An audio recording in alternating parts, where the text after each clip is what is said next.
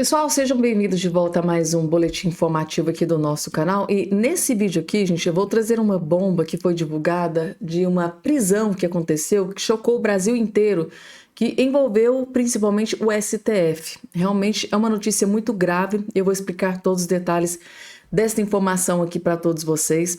Outra bomba que foi divulgada é um grande escândalo de corrupção envolvendo um dos governos Lula, acabou de explodir, e eu vou trazer aqui um vídeo explicando todos os detalhes, o passo a passo desse grande escândalo que aconteceu.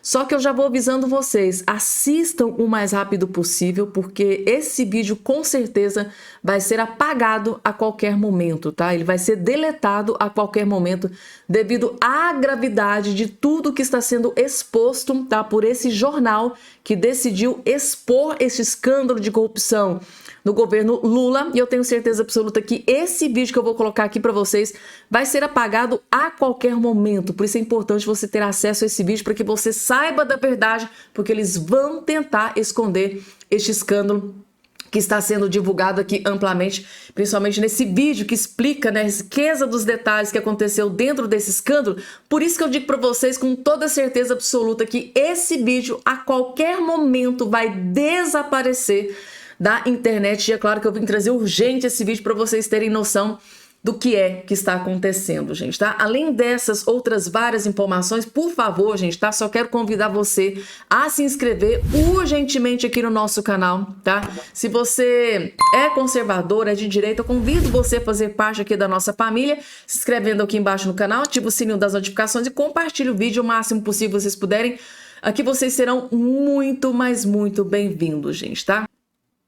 E eu tenho muita pressa, gente, tá? Eu vou confessar para vocês que eu tenho muita pressa e já colocar aqui o primeiro vídeo aqui desse boletim que eu estou trazendo para vocês, porque eu tenho seríssimas desconfianças de que esse vídeo aqui que está aqui, ó, aparecendo na sua tela, ele é tão grave, mas tão grave, tá? Um vídeo bomba contra o Lula da Silva, que eu tenho certeza absoluta que eles podem mandar derrubar esse vídeo a qualquer momento. Então parem tudo que vocês estão fazendo para prestar bastante atenção, porque esse vídeo que está aparecendo aqui do seu lado vai mostrar um possível escândalo de corrupção dentro de um governo Lula, que assim, gente, é simplesmente estarrecedor, tá? Por mais que eles tentem esconder, as informações aos poucos estão sendo aí reveladas e você precisa ter acesso à informação. Assista antes que apaguem. Vejam só.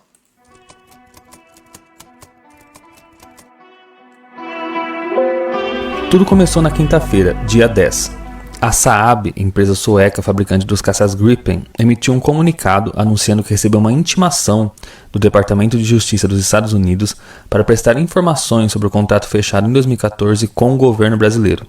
Embora diga que não pode dar mais detalhes sobre o pedido, a empresa afirma que vai colaborar com as autoridades americanas e destaca que autoridades brasileiras e suecas já investigaram parte do processo de aquisição. Na prática, o comunicado da empresa revelou que o governo americano investiga o negócio. Em 2015, o MPF denunciou o atual presidente do Brasil, Luiz Inácio Lula da Silva, pelos crimes de tráfico de influência, lavagem de dinheiro e associação criminosa. Segundo o MPF, o então ex-presidente, entre 2013 e 2015, integrou um esquema para interferir junto ao governo da então presidente Dilma Rousseff para beneficiar empresas, entre elas a Saab. Os procuradores afirmaram que o filho do petista, Luiz Cláudio, recebeu cerca de 2,5 milhões de reais. Lula sempre negou ter participado. Gente, eu não tô acreditando. Até o filho do Lula tá envolvido aqui nesse escândalo. Gente, o filho do Lula voltando à cena do crime. É inacreditável. Das negociações do contrato, destacando que ele nem era mais presidente à época. A ação penal contra Lula foi suspensa apenas em março de 2022, meses antes das eleições presidenciais, pelo então ministro do STF, Ricardo Lewandowski, que apontou parcialidade na atuação dos procuradores que fizeram a denúncia. O processo foi trancado definitivamente por Lewandowski em fevereiro de 2023. Em 2024, o ex-ministro do STF se tornou ministro da Justiça do governo Lula. Gente, eu não tô acreditando. A própria matéria. Gente, o Lewandowski salvou o Lula e logo em seguida ele foi indicado ministro do STF. Não, gente, é só uma coincidência. Calma, Fabiana, calma, respira, respira. Isso é só uma coincidência. Continuando. Mesmo sem maiores detalhes, a revelação de uma possível investigação norte-americana sobre a aquisição dos caças gerou reações em integrantes do governo brasileiro. O presidente classificou o caso como uma intromissão dos Estados Unidos. E eu, sinceramente, acho que um pedido de informação dos Estados Unidos é intromissão dos Estados Unidos numa coisa de um outro país. Os Estados Unidos quer saber se houve corrupção, aí o Lula tá mais ou menos igual o Nicolás Maduro. Ó, toma conta do seu país aí, que aqui cuido eu. Eles têm medo, gente, eles ficam furiosos quando se trata de um outro país, principalmente se tratando dos Estados Unidos, né, uma das maiores potências mundiais politicamente se falando, né? Aí o Lula ficou bastante furioso, tá? Tipo, dando um recado assim, Estados Unidos, fique quietinho no seu lugar, que daqui cuido eu. Cuida muito bem, né, gente? Diga-se de passagem, né? O advogado-geral da União usou o X, antigo Twitter, para afirmar que a possível investigação do Zewa chama a atenção. Jorge Messias falou sobre a urgência de uma legislação federal que proteja os interesses nacionais de indevidas interferências externas. Apesar das reações de membros do governo brasileiro, especialistas da área militar ressaltam que os caças Gripen carregam diversos componentes de fabricação norte-americana. Além disso, a subsidiária norte-americana da Saab tem contratos com o Pentágono, o que a obriga a fornecer as informações requisitadas pelo governo dos Estados Unidos. O Metrópolis entrou em contato com o Departamento de Justiça do Zewa, pedindo mais detalhes sobre o caso e questionando se o departamento poderia ao menos confirmar se investiga os mesmos fatos que levaram à denúncia contra Lula. O porta-voz do departamento respondeu apenas que o órgão se recusava a comentar.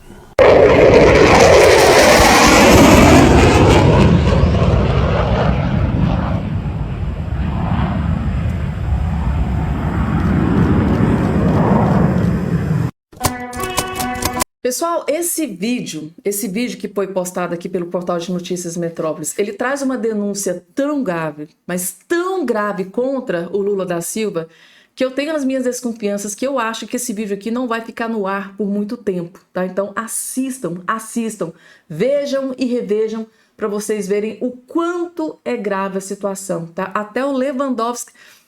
Às vezes as peças, né, do tabuleiro, do quebra-cabeça começam a se encaixar, tá? Lewandowski veio aqui, tomou uma decisão favorável ao Lula da Silva. Meses depois, o Lewandowski vai indicado a ministro do STF.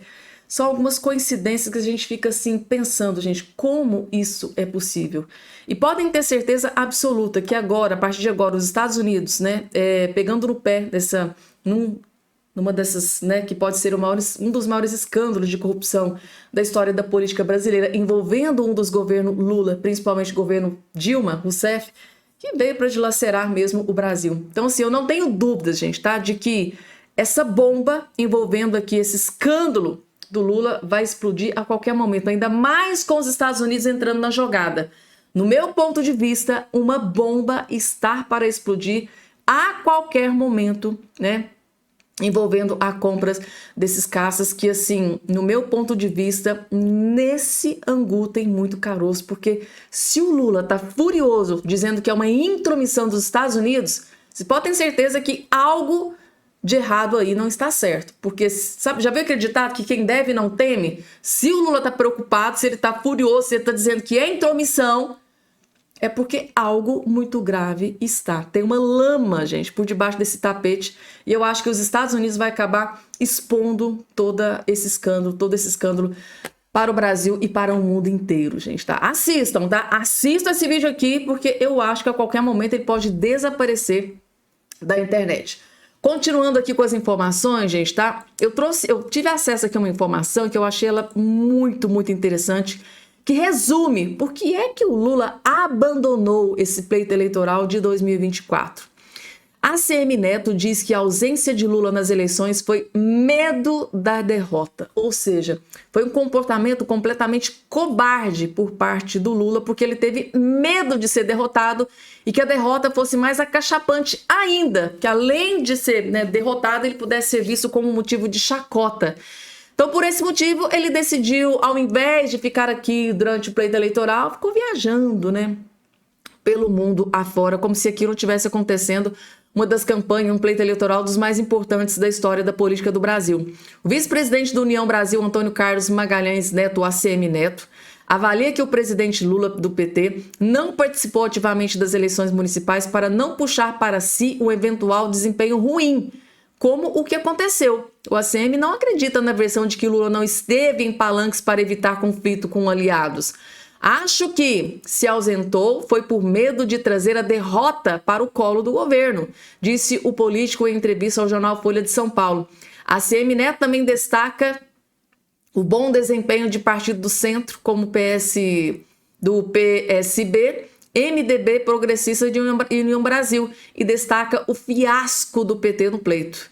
Dá para ver claramente que foi o derrotado. O PT, que até agora, em primeiro turno, não elegeu um prefeito de capital. O político também não viu polarização nacional em questões municipais. O fator preponderante para a escolha do candidato a prefeito é a realidade de cada cidade. Isso tem muito mais peso do que as influências políticas externas, sem desprezar situações específicas. Ficou claro que a eleição foi municipal, né? Que a eleição foi municipal muito mais do que nacional. Ou seja, o ACM Neto esfregou na cara que o Lula é um grande covarde, que ele se acovardou, não quis participar do pleito eleitoral, exatamente para não... para não jogar essa derrota dentro do colo do governo, mas não tem, gente, tá? O governo, o Lula, o PT estão todos interligados. Se um sofre a derrota é de todo mundo. Ou seja, o Lula, que é o chefe mor da esquerda do PT, não conseguiu lidar com toda essa situação por medo, se acovardou e colheu o resultado.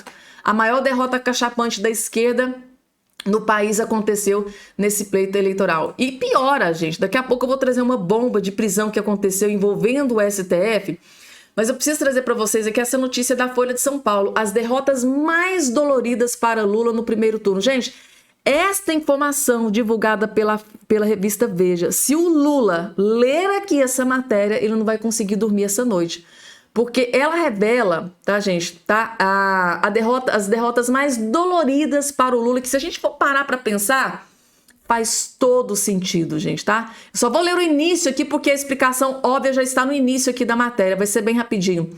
O resultado do primeiro turno da eleição municipal é incontroverso.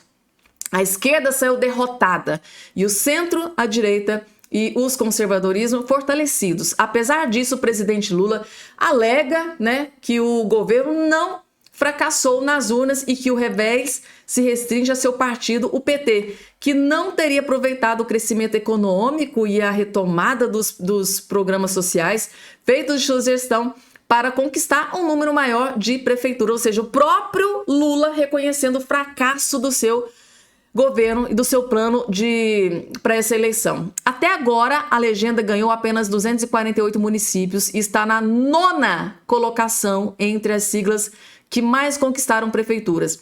No segundo turno, o PT ainda disputará 13 cidades, incluindo 4 capitais.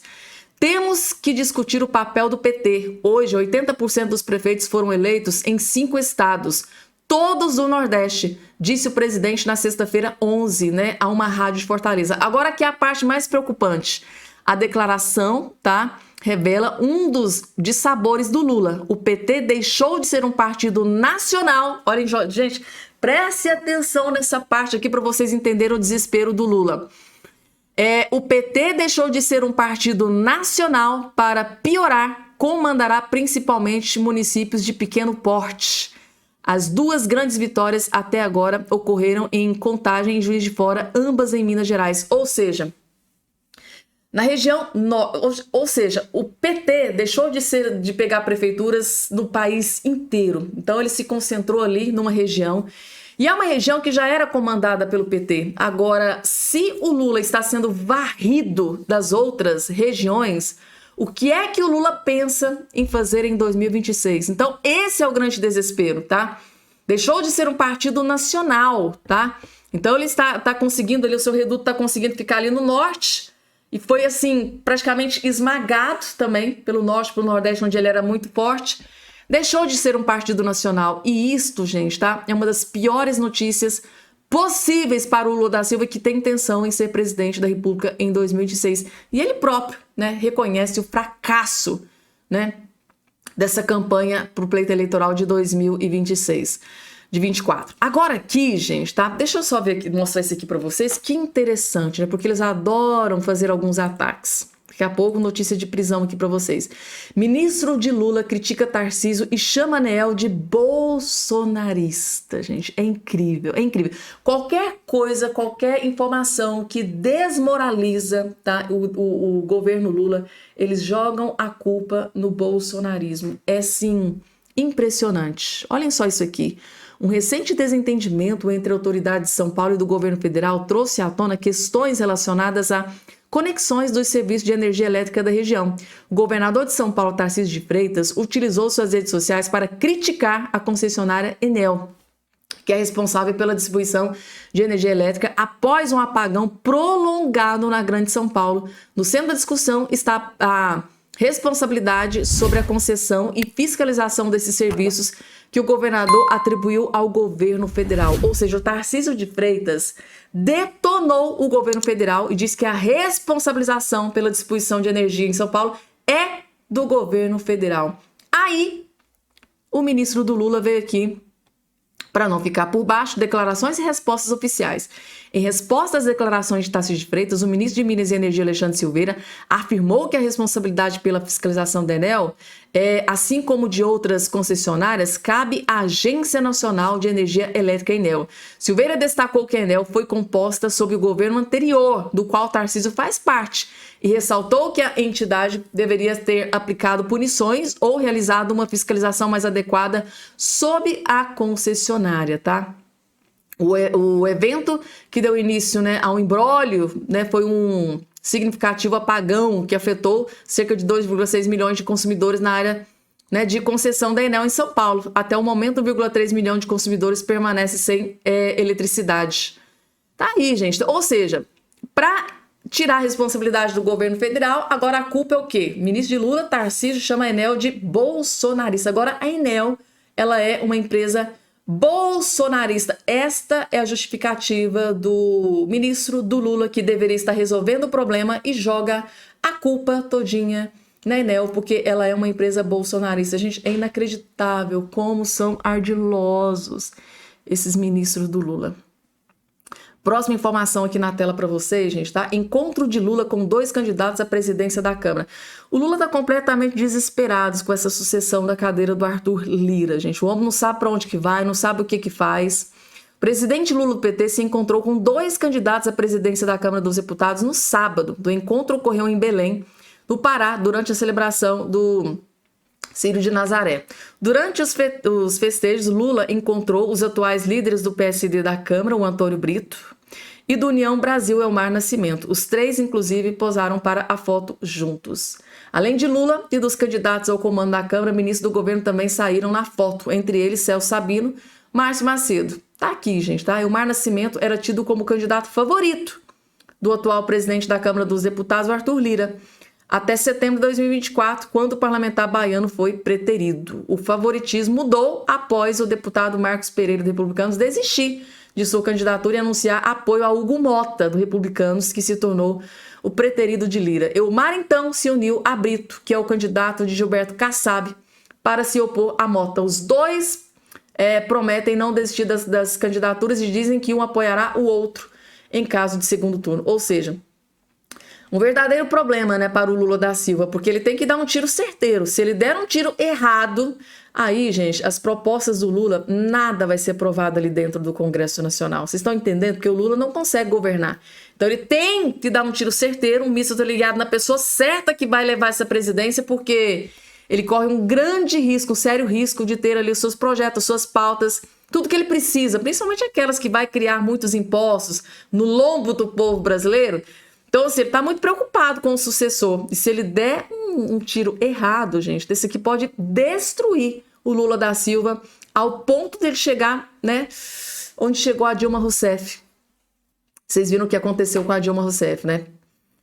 E agora, gente, vamos falar sobre um dos assuntos que tomou conta das redes sociais, um dos assuntos mais comentados dessa semana, que aconteceu dentro do STF inacreditavelmente, tá? A polícia prende suspeitos de fornecerem entorpecentes para servidores do STF, gente. Um dos maiores escândalos envolvendo o STF foi divulgado durante essa semana. Olhem só essa notícia aqui, ó. A Polícia Civil prendeu na manhã da última quinta-feira 3 pessoas suspeitas de venderem entorpecentes para servidores do Supremo Tribunal Federal e outros órgãos de Brasília. Gente, eu não tô acreditando que isso aqui aconteceu. O servidor terceirizado do STF que fazia parte do esquema já havia sido preso em outra fase da operação no ano passado. Os alvos da ação desta quinta são os suspeitos de fornecerem, né, a droga para este servidor. De acordo com as investigações, a negociação era feita por meio de WhatsApp e tudo era entregue nos estacionamentos dos órgãos públicos. Gente, eles eram muito cara de pau. Em nota, o STF nega envolvimento, né, de um servidor do esquema e afirma que o fornecimento acontecia em um estabelecimento que não pertence ao tribunal. A administração do STF já tentou por diversas vezes regularizar e assumir, né, o local para facilitar o controle, mas não houve autorização, diz o Supremo. Os investigados devem responder pelos crimes de tráfico de drogas e associação ao tráfico, com penas que podem variar de 5 a 15 anos de prisão. E o que diz o STF? A investigação da Polícia Civil diz respeito a fornecimento que teria ocorrido em estacionamento próximo ao Supremo Tribunal Federal, mas que não pertence ao tribunal. A administração do STF já tentou por diversas vezes regularizar e assumir, né, o local para facilitar o controle, mas não houve autorização, disse isso no registro aí, na nota enviada pelo STF. Então, assim, gente, é uma notícia que, assim, explodiu, né, nas redes sociais. O Portal de Notícias Metrópolis também divulgou a informação, tá, que a polícia desmantela esquema de tráfico de que abastecia servidores do STF, ou seja, servidores que trabalhavam, né, no STF, segundo a matéria aqui do Portal de Notícias Metrópolis. Tudo isso, gente, acontecendo e é muito, mas muito grave. É algo assim inacreditável, né? Tá aqui outra informação também divulgada. Essa notícia foi amplamente divulgada por vários portais de notícias durante essa semana, amplamente divulgadas. É um escândalo que foi divulgado, houve o esclarecimento do STF. E as notícias, as investigações, as prisões seguem aí em andamento. A gente vai ficar acompanhando, claro, para trazer as informações aqui para todos vocês, gente, tá? É inacreditável, mas nem o STF está imune aos traficantes, nessas pessoas que gostam de dinheiro fácil, destruindo as famílias, destruindo, né, a saúde das pessoas, né? Para eles, para quem ganha dinheiro vendendo isso é muito bom, né? Ficam ricos, milionários, multimilionários vendendo essa porcaria, simplesmente destruindo lares brasileiros. Lamentavelmente, isso assola o Brasil inteiro.